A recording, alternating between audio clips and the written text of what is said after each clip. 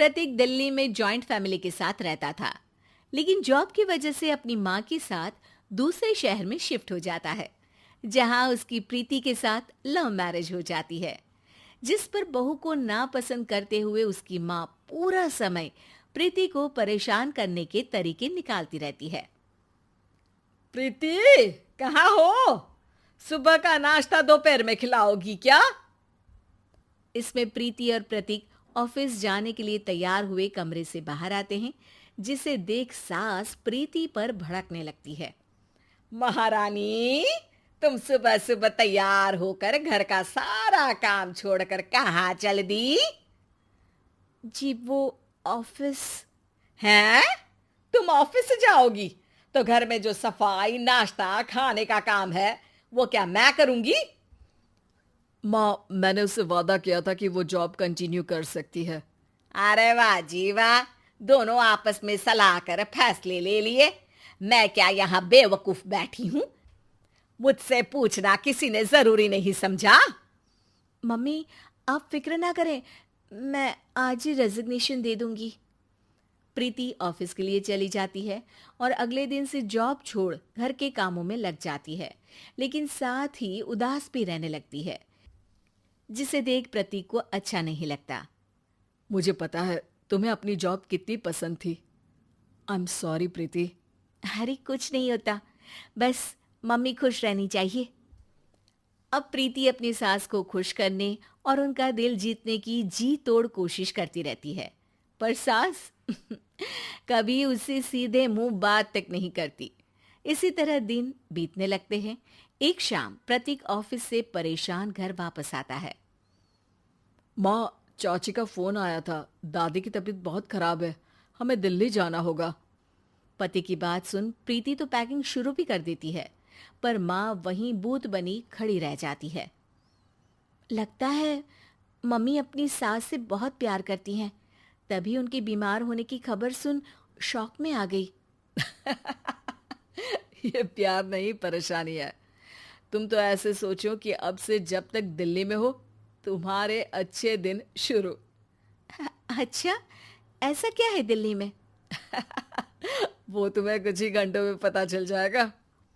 सास के रिएक्शन और पति की बात से कंफ्यूज्ड प्रीति दोबारा पैकिंग में लग जाती है, जिसके बाद कुछ घंटों का सफर तय कर तीनों दिल्ली पहुंच जाते हैं, जहां घर के अंदर पहुंचते ही लोगों की भीड़ देख प्रीति परेशान हो जाती है। हे भगवान, इतनी भीड़! प्रतीक, कहीं तुम्हारी दादी को कुछ हो तो नहीं गया ना?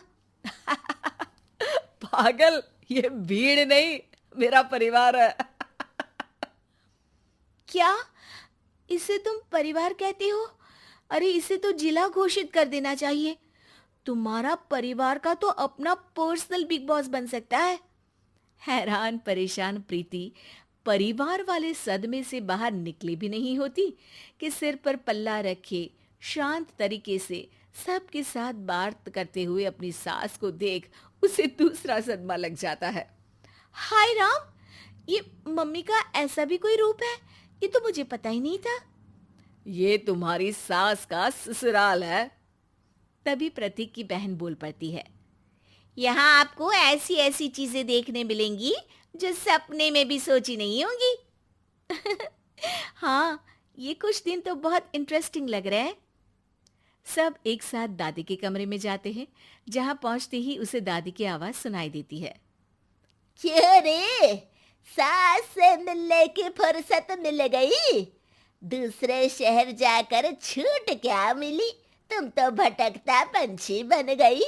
इतने समय में ये तक नहीं पूछा कि जिंदा भी हूं या मर गई। प्रीति की सास अपनी सास के पैर छूती है। अरे कैसी बात कर रही है मम्मी, आपको तो मेरी उम्र भी लग जाए।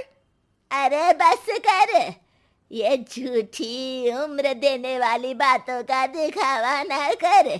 तेरा बस चले ना तो जो मेरी बची कुची जिंदगी है वो भी अभी खत्म कर दे।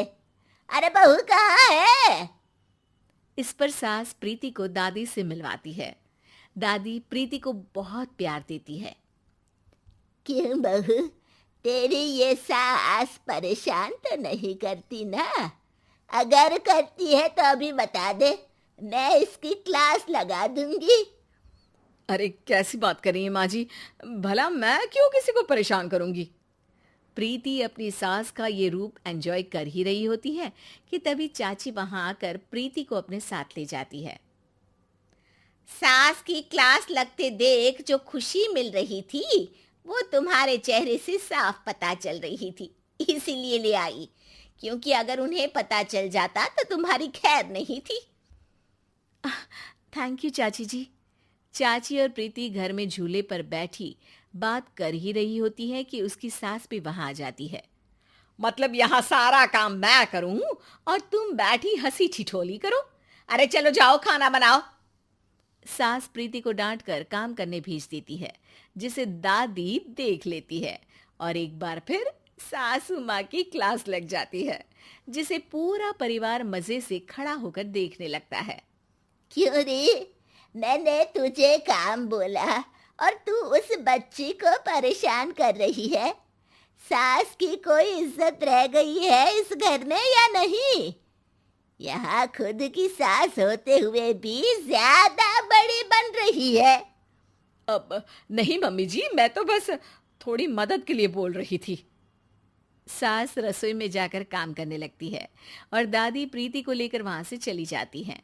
इसी तरह एक हफ्ता बीत जाता है, जिसमें दादी अपनी बहू को डर, इज्जत और प्यार का फर्क समझाती रहती है और प्रीति उसका मजा लेती है। वापस जाते हुए दादी प्रीति और उसकी सास दोनों को अपने पास बुलाती है। मेरी बहू जिद्दी और अड़ियल है, इसलिए उससे हमेशा सही काम करवाने के लिए मुझे सख्ती करनी पड़ती है।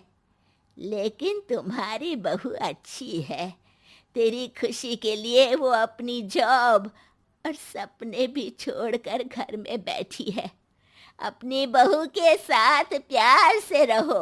और प्रीति, अगर अभी भी तुम्हारी सास परेशान करे ना, तो फिर तुम्हें पता चल ही गया है कि शिकायत कहाँ करनी है। जी, अपनी सास के ससुराल में उनकी सासू माँ के पास।